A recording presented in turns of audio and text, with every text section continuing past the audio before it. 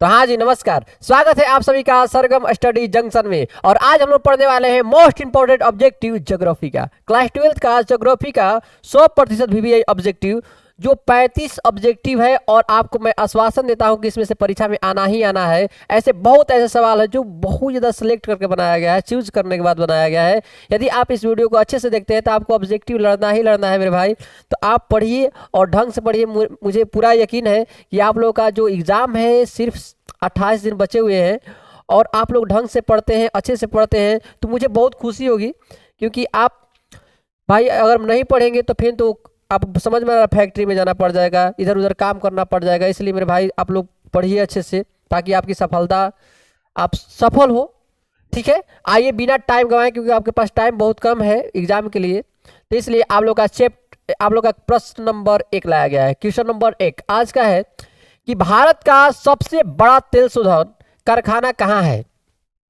भारत का सबसे बड़ा तेल शोधक कारखाना कहाँ स्थित है मेरे भाई, मेरे बंधु? तो ये है जामनगर में। कहाँ पर है? जामनगर, जो कि कहाँ पर पड़ता है मेरे भाई? गुजरात में। गुजरात में देखिएगा, याद रहेगा बाबू, ये भारत का सबसे बड़ा तेल शोधक कारखाना है जो जामनगर गुजरात में स्थित है। और इसका ऑप्शन नंबर ए हो जाएगा। ठीक है मेरे भाई। नेक्स्ट नंबर आप लोग का क्वेश्चन नंबर 2 आपके लिए। किसके लिए? आपके लिए। आ जाइए, आइए, जुड़ जाइए एकदम अच्छे से ढंग से मेरे भाई। आइए, निम्नलिखित देशों में कौन सा आसियान का सदस्य देश नहीं है? आसियान आप लोग पढ़ाया गया था ज्योग्राफी जब पढ़ाया जा रहा था सब्जेक्टिव, तो याद रहेगा बाबू, ब्रुनेई जो है ये आसियान देश का अपने आसियान का सदस्य नहीं है। कौन? ब्रुनेई। बाकी तो सब ये बांग्लादेश, ब्राजील, मेक्सिको, इस सब के सब ये आसियान का सदस्य है, लेकिन ब्रुनेई नहीं है। नेक्स्ट नंबर है, निम्नलिखित में कौन लौह अयस्क की किस्म नहीं है? भाई आपको पता होना चाहिए, लौह अयस्क है मैग्नेटाइट, ये भी लौह अयस्क का प्रकार है, तो ये नहीं होगा। हेमेटाइट, इससे भी लोहा निकाला जाता है, जो लौह का एक प्रमुख खनिज है, जो कि ये भी नहीं होगा मेरे भाई। साइडेराइट, इससे भी लोहा बनाया जाता है, ये भी नहीं होगा। याद है आप लोग लिग्नाइट, ये तो कोयला का रूप है जी, कोयला का। याद है एंथ्रासाइड, लिग्नाइट, पीट और बिटुमिनस एक है। देखिए याद रहेगा, एंथ्रासाइड, बिटुमिनस, लिग्नाइट और पीट। तो लिग्नाइट तो कोयला का प्रकार होता है जी, ये लोहा के थोड़ा नहीं है। तो लिखित में कौन लौह अयस्क किस्म नहीं है? तो लिग्नाइट। ये किसका होता है? कोयला का होता है। ठीक है ना, कोयला की प्रकार है, पूरा कोयला। मेरे भाई आगे देखेंगे, मैक्सिको में स्थानांतरित कृषि की प्रथा को क्या कहा जाता है? बाबू याद रहेगा, मैक्सिको में स्थानांतरित कृषि की प्रथा को ढंग से मेरे भाई इसको मिल्पा कहा जाता है। यहाँ पर मिलिया लिखा गया है, मिल्पा कहा जाता है। क्या कहा जाता है? मिल्पा कहा जाता है। तो मैक्सिको में स्थानांतरित कृषि की प्रथा को मिल्पा कहा जाता है। उसमें क्या भरा जाएगा मेरे भाई? तो मैक्सिको में जो स्थानांतरित कृषि है, मतलब कृषि स्थानांतरित का मतलब है बदलाव, जो आप बदल कर कृषि कुछ करते हैं तो उसको क्या बोलते हैं? मिल्पा कहा जाता है। मिल्पा मतलब बदल कर कृषि करना। पर्वतीय भागों में किस प्रकार की बस्तियां पाई जाती है? मेरे भाई आप बताइए, पर्वतीय क्षेत्र में कैसे होता है? इस टाइप से होते हैं। तो पर्वतीय क्षेत्र में की बस्तियां जो पाई जाती है वो किस प्रकार से पाई जाती है? सीढ़ीनुमा। मेरे भाई कौन सा? सीढ़ीनुमा। इसको आप लोग याद रहेगा, इसका राइट आंसर सीढ़ीनुमा। पर्वतीय क्षेत्र में किस प्रकार की बस्तियां पाई जाती है? सीढ़ीनुमा। नेक्स्ट है मेरे भाई, उत्तर भारत में सिंचाई का मुख्य स्रोत कौन है? देखिए हम लोग कौन से भारत में, ये बताइए? उत्तर भारत में। और हमारा जो डिस्ट्रिक्ट है रोहतास डिस्ट्रिक्ट है, और रोहतास जिला को आपको पता होना चाहिए धान का कटोरा कहा जाता है। और हमारे यहाँ तो मेरे भाई सोन नदी है, यहीं पर हमारे पास तो रोहतास जिला के ही आसपास है, जिसका नाम है हम लोग करमचट डैम के नाम जानते हैं। उस नदी का नाम है कौन सा नदी है जी? ये मेरे पास ही है, दुर्गावती नदी। तो मेरे भाई उत्तर भारत में सिंचाई का मुख्य स्रोत जो है वो है कौन सा है? नहर है। क्या रहेगा? नहर से सबसे ज़्यादा उत्तरी भारत में सिंचाई की व्यवस्था की जाती है, सिंचाई किया जाता है। तो मेरे भाई आप लोगों को समझ में आ रहा होगा। और गंगा है, इसी देखिए ना, बहुत ऐसे नदी हैं जो उत्तर भारत से गुजरता है।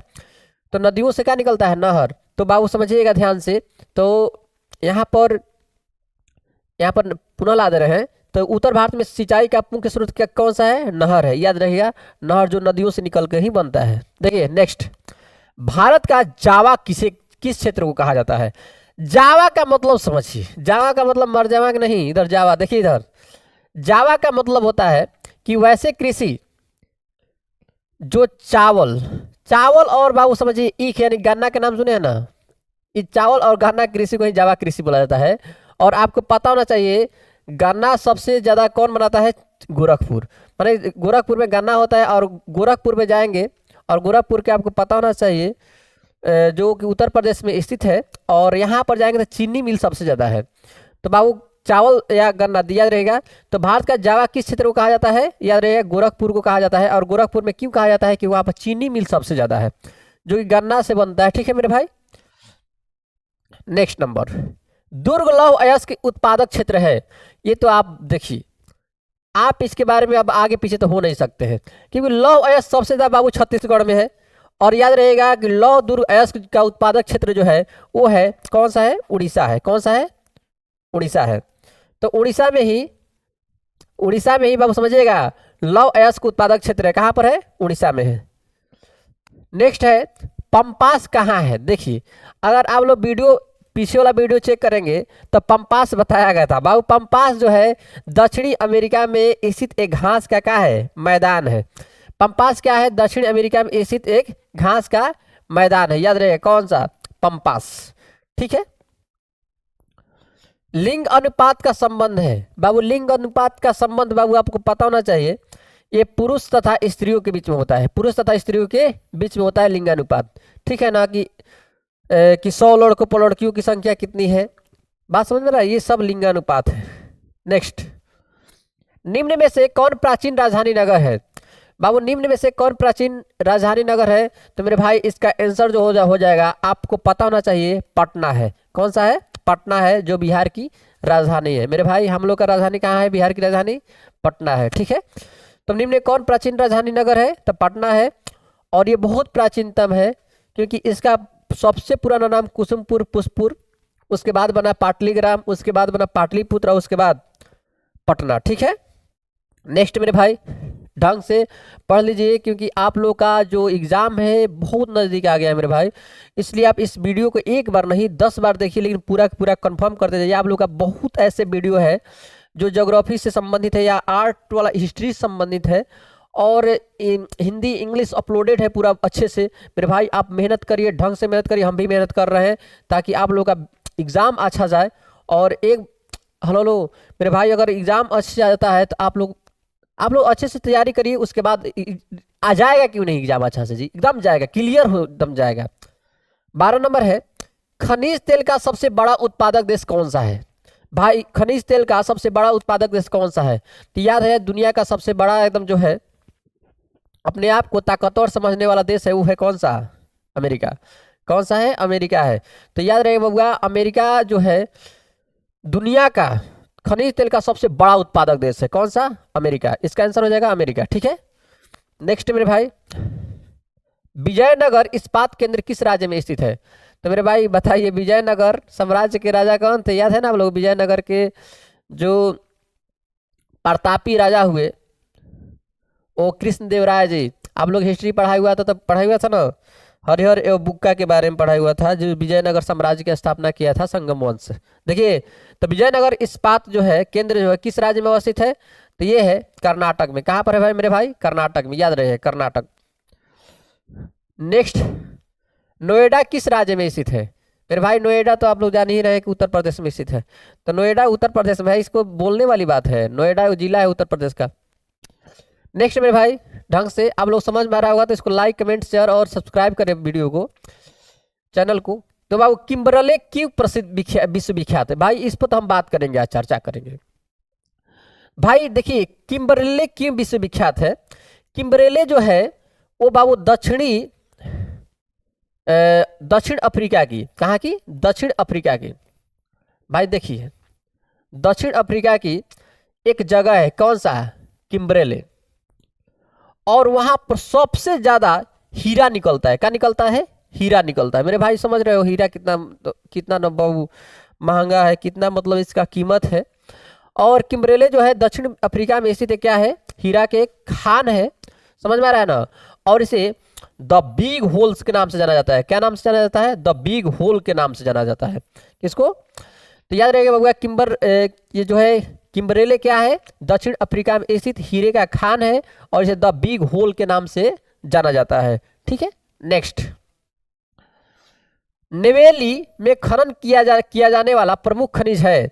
तो बाबू आपको बता दिया जाए, नवेली जो है, नेवेली जो है ये लिग्नाइट कोयला, नवेली में जो खनन किया जाने वाला प्रमुख खनिज है वो लिग्नाइट कोयला है, जो गुजरात में पड़ता है, सॉरी कर्नाटक में कहाँ पड़ता है, कर्नाटक में।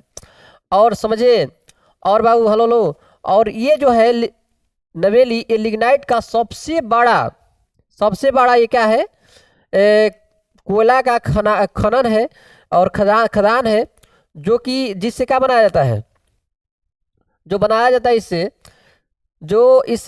बाबू ताप संयंत्र या बिजली उत्पादन में किया जाता है। और लिग्नाइट जो होता है भूरे रंग का कोयला होता है, क्या होता है, भूरे रंग की कोयला होता है।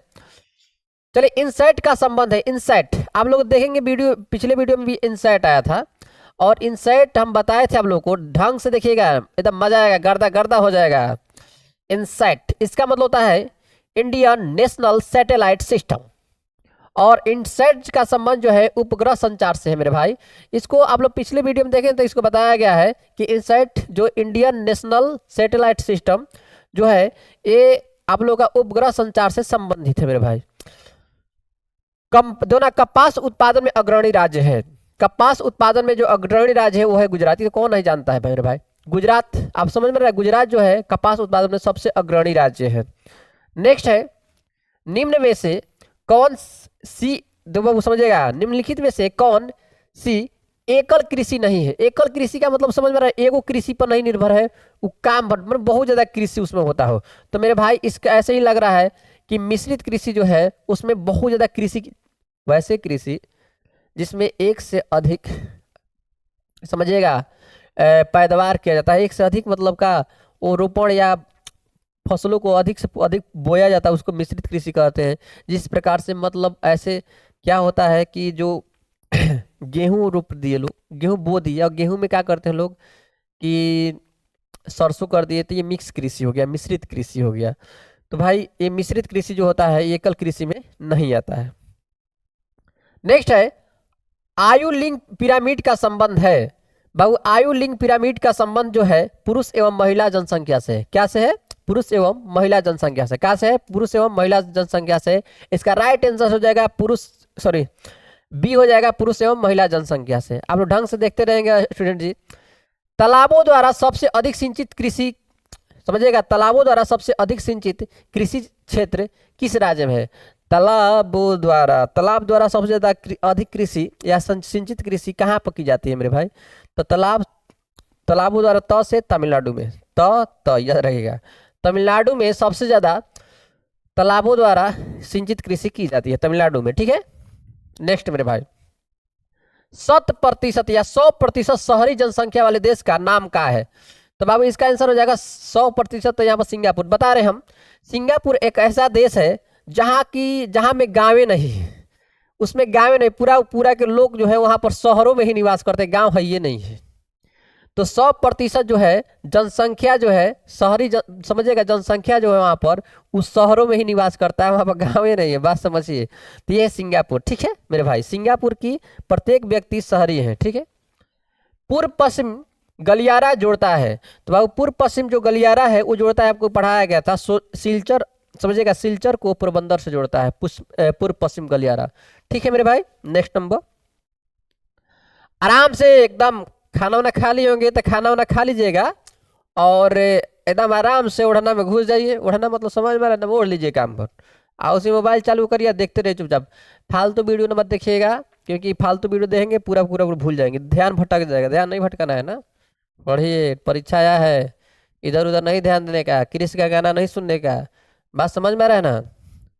कल क्या किया और आज क्या किया, बोलो ना क्या किया। बाबू पढ़ाई नहीं किया तो कुछ ना किया। देखो इधर, तो निम्नलिखित में से सर्वाधिक प्रदूषित नदी कौन सी है। तो आप लोगों को यही बताया गया कि सर्वाधिक जो प्रदूषित नदी है उसका नाम है कौन सा, यमुना। कौन सा है, यमुना नदी है जो सर्वाधिक प्रदूषित नदी है। लेकिन अब इसका सफाई अभियान बीजेपी सरकार में चालू है। कौन सा शहर तमिलनाडु का मैनचेस्टर कहा जाता है, चेस्टर, टर टर टर टर टर टर टर। देखिए, तो कौन सा शहर तमिलनाडु का मैनचेस्टर कहा जाता है, तो यह है कोयम्बटूर। कोयम्बटूर जो है तमिलनाडु का मैनचेस्टर कहा जाता है। इसमें टर, उसमें भी टर, ठीक है ना। तो याद रहेगा कि कौन सा शहर तमिलनाडु का मैनचेस्टर कहा जाता है, तो बाबू कोयम्बटूर को तमिलनाडु का मैनचेस्टर कहा जाता है। नेक्स्ट नंबर, संदेश का आदान प्रदान कहलाता है। मेरे भाई अभी मैं पढ़ा रहा हूँ, बताइए सही सही, और आपके पास वीडियो गया होगा, तो जो वीडियो आप लोग के पास जब गया होगा तो इसको बोलते हैं हम लोग संचार। क्या बोलते हैं? संचार। संचार एक जगह से दूसरे जगह तक संदेशों को भेजने का विधि है संचार, जिसे कम्युनिकेशन सिस्टम के नाम से जानते हैं। देखिए, विश्व की प्रथम नगरीय बस्ती कौन है? तो भाई विश्व की प्रथम नगरीय बस्ती है जो, वो कौन सा है? लंदन है। कौन सा है? लंदन है। जो नगरीय बस्ती बना था विश्व की प्रथम, सबसे पहले नगर कौन सा बना था? लंदन बना था, याद रहेगा। नेक्स्ट मेरे भाई, किस पतन को स्वेज मार्ग का लाभ प्राप्त होता है? तो बाबू देखो ना, जो स्वेज मार्ग समझेगा कर, किस पतन को, पतन का मतलब समझ में रहा है जहां पर समुद्री जहाजें रुकती हैं, तो किस पतन को स्वेज मार्ग का लाभ प्राप्त होता है? तो कोची नगर। कौन सा मेरे भाई? कोची नगर, सॉरी कोची पतन सर। तो किस पतन को स्वेज मार्ग का लाभ प्राप्त होता है? तो कोची पतन का। ठीक है, कोची नहीं, देखिए कोची। बालाघाट मैग्नी क्षेत्र किस राज्य में स्थित है? तो मेरे भाई बालाघाट जो है, जो मैग्नीज क्षेत्र है, मैग्नीज उत्पादन वाला जो राज्य है, वो सबसे ज्यादा कहाँ पर है? वो कहाँ, कौन सा राज्य है? मध्य प्रदेश। कौन सा है? मध्य प्रदेश। नेक्स्ट मेरे भाई, एकदम आता गया, एकदम देख रहे हैं 30 नंबर आ गया, और 5 और बचा है मेरे भाई, और इसको पढ़ लीजिए अच्छे से ढंग से, इसको 5 बार 10 बार रिवीजन करिए, लेकिन क्लियर कर लीजिए। भारत में सर्वाधिक सोना किस राज्य में पाया जाता है? देखो बहुत सुंदर मेरे भाई, आपको पता होना चाहिए, भारत में सर्वाधिक सोना किस राज्य में पाया जाता है? तो कर्नाटक में पाया जाता है। कहाँ पर पाया जाता है? कर्नाटक में पाया जाता है मेरे भाई। देखिए इधर नेक्स्ट, विश्व में सबसे अधिक नगरीकृत देश है, विश्व में सबसे अधिक नगरीकृत जो देश है मेरे भाई, तो वो है जापान। जापान देखिए बबुआ, इन नगरीकृत का मतलब उस सब के सब वहाँ की जगह ही नगर है। नगर मतलब शहर के आकार का। आपको पता होना चाहिए इंडिया से 100 साल आगे जी रहा है, और ये विकसित देश है ना बाबू जापान, और ये एशिया महादेश में ही पड़ता है। और ये जापान एक ऐसा एकमात्र देश है जो ओरिजिनल प्रोडक्ट यही बनाता है। जैसे में सोनी, आप लोग जितने डीएसएलआर और वीडियो देखते हैं, जितना कैमरे हैं, वो सबका जनक यही है मेरे भाई।